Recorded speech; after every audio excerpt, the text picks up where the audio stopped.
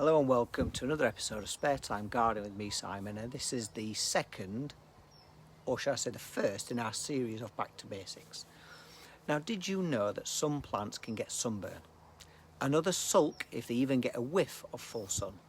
So let's unravel the mystery of light. Now, light is life for plants. It fuels photosynthesis, which is how plants convert light into energy, but not all plants love the same light. In gardening, we break it down into three main categories. So the first one is full sun, which is 6 or more hours of direct sunlight per day. Think tomatoes, lavender, sunflowers, marigolds. These plants absolutely thrive when bathed in sunshine. Then there's partial shade or part sun, so around 3 to 6 hours of sun per day. Often morning sun with afternoon shade, perfect for lettuce, spinach and even fuchsias. And then there's full shade, which is less than 3 hours of sun, or only dappled light. Hostas, foxgloves and certain ferns will be right at home here. But light is dynamic. It changes with the seasons and the angle of the sun.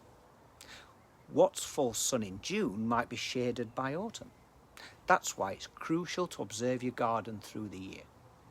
I recommend doing a simple light audit. Take a note every few hours of what's sun and what's shaded. Also keep in mind reflected light, like walls, fences, and even paving stones can bounce light around and affect the conditions. And of course, yes, plants can get sunburn. Leaf scorch is real, especially if you transplant seedlings from indoors straight into the glaring summer sun.